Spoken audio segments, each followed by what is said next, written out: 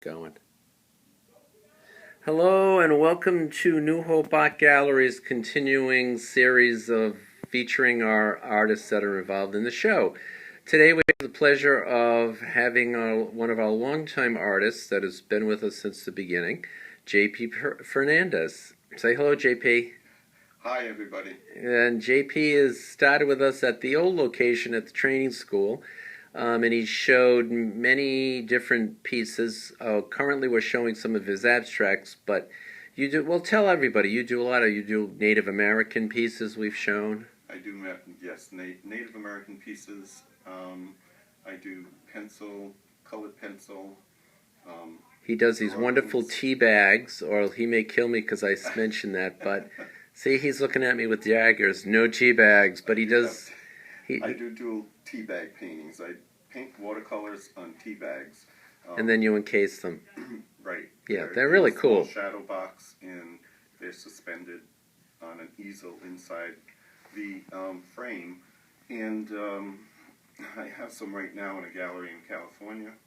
And they contacted me a few days ago, and I sold one. So that's I'm good. pretty sure that they're going to be. They're going to be selling. Yeah, so you'll start shipping them out there for them. Shipping them out. Good. And then soon you'll have bigger pieces. We have one of those big pieces on the wall now, which is right over here. This is probably one of the biggest ones I think you've done. Yeah, this is to date. Like 7 by 7 feet long. Yeah. By looks to be about 4 feet. A little less than 4 feet. Okay, and so now the most of these pieces this size you paint on a board. This is on a plywood panel. And then you frame it in the back. Yeah, it has a framework on the back to hang so that it hangs away from the wall. What, a couple inches usually? Yeah, it's usually about 2 inches. Yeah, and it looks massively heavy, but it really isn't very heavy at all. It's not that heavy, no. No. Because, we've only got that. Just the layering of color and texture and... And you do, now is it all abstract? I mean, is it all acrylic, or don't you kind of just do whatever you feel like it? You mix spray paint with... I do mix spray paint with enamels, and this is all... All right, I'm going to move in a little as he talks about it so you can really see like the beautiful detail and the colors. Polyurethane over it after to give it a real glossy look.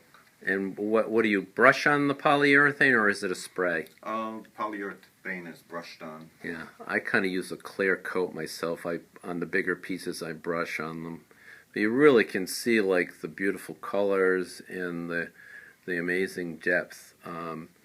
And so what do you just sort of, don't you work on the floor, obviously, probably, I would think. All my abstract pieces I do flat on the floor. Okay, and then what do you just start layering colors and you keep going till you feel like it's done? Does your painting, I think his paintings talk to him, folks, so be careful.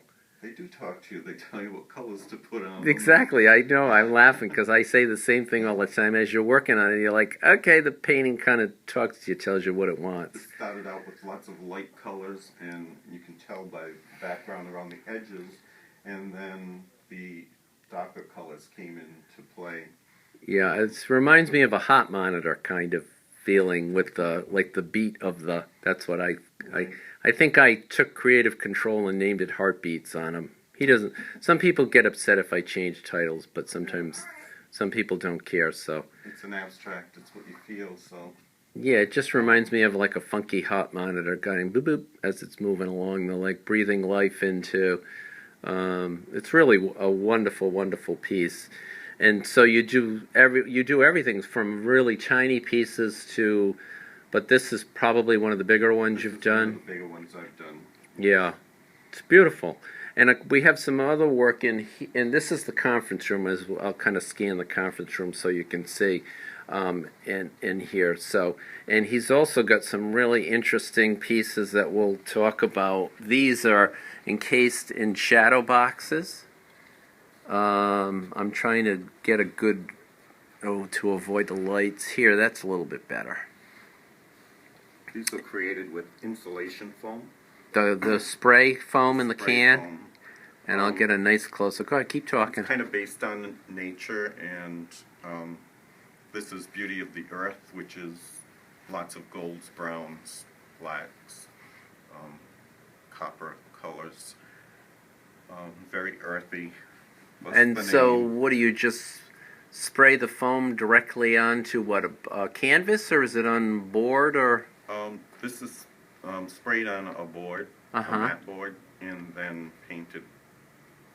And then, later. yeah, because that dries pretty quickly, but it's going to be difficult because I know from using in my house, it tends to expand really quickly. So Yeah, I kind of played with it until I learned how to use the push button on the top to get it out at a slower rate so it doesn't expand as much. Okay, all right.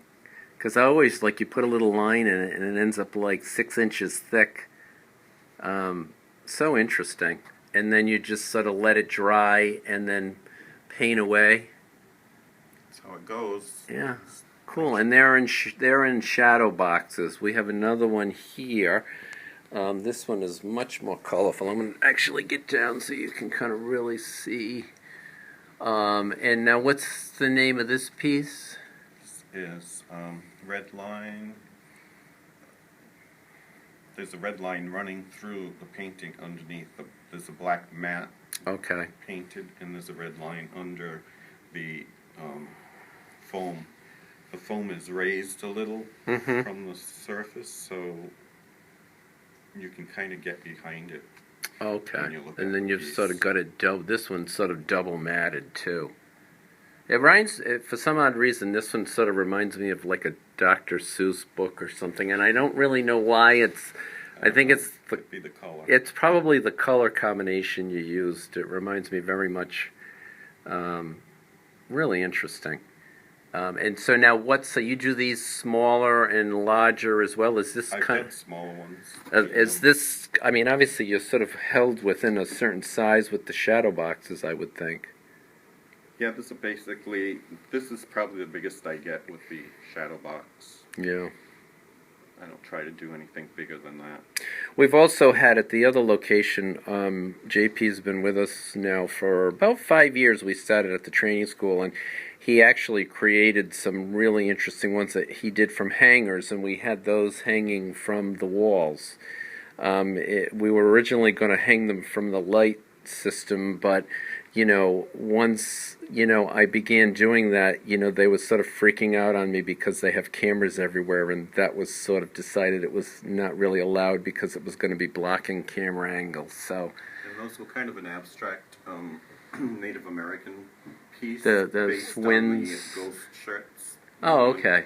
Yeah. Native American. And so hopefully we're going to be having those back here again because we have a whole new location, and so it's been nice. People that have, technically we have a whole new crowd of people coming in the gallery, so we're able to sort of re-show pieces we've shown, and we actually had some of your Native American pieces as well. So, Yes. And people really love those, so we're hoping to be able to get some more of those.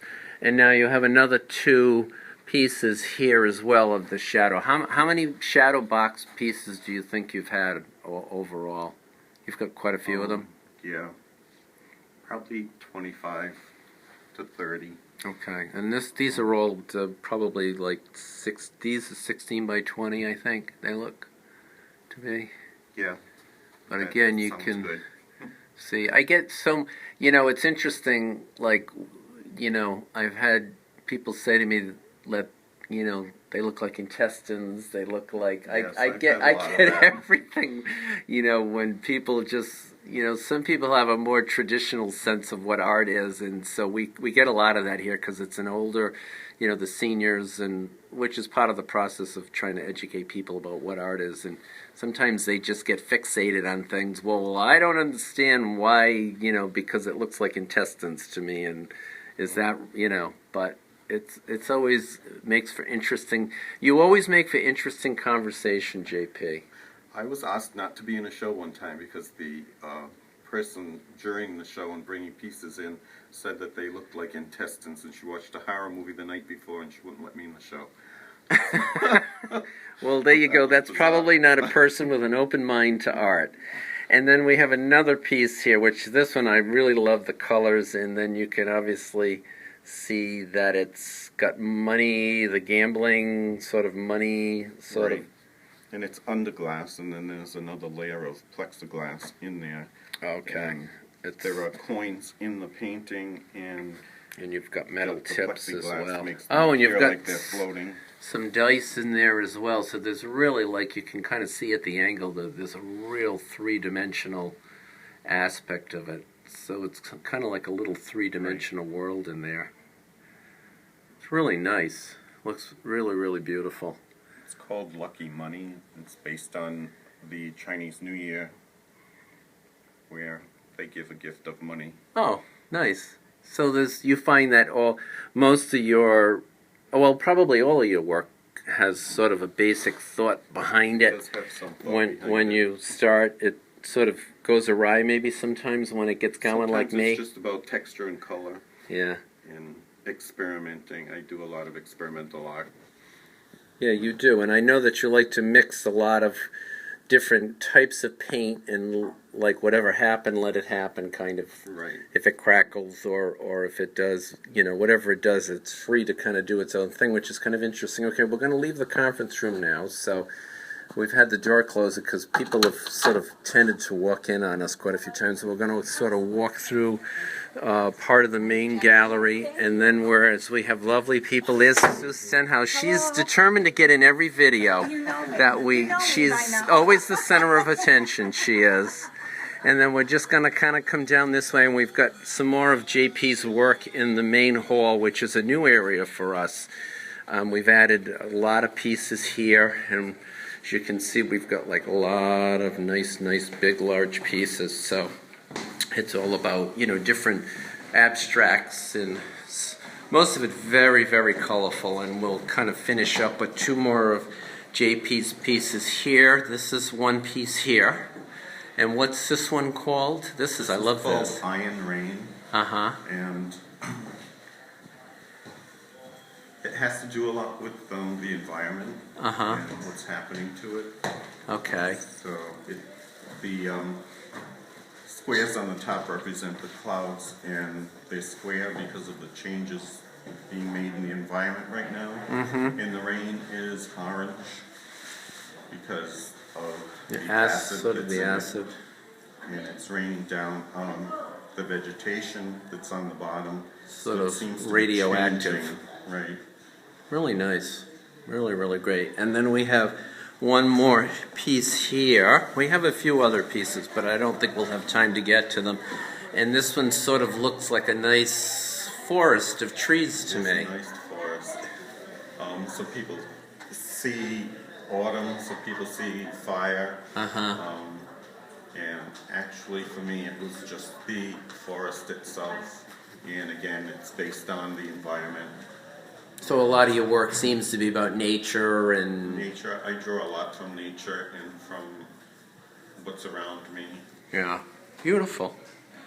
All right, well, I think that's probably going to end our tour, so we'll finish up on JP. Any other thoughts, or we're looking forward to showing more of your work at the future show? Right? And you do he also does painting go ahead. I do the paint nights, paint and wine nights, and it's called A Splash of Color, and that's my current business, and I don't have a website yet. It's in process. So just basically drink on your own until the website is up soon, That's basically. right. I think that's what we're saying. I am doing private parties, fundraisers. I love doing fundraisers. And Good. And he's going to hopefully be teaching some classes here in the future at the senior center as well. classes also here and Yeah. also at home. Good, good. You've got a little studio at home, which is great. Studio. Yeah. Someone's approached me about children's classes, so I'm trying to get that together also. Good. All right, well, thank you for joining us. We'll have you back again, and you'll be able to see this great video on YouTube. And thanks for joining us, everybody, today. I hope you're well.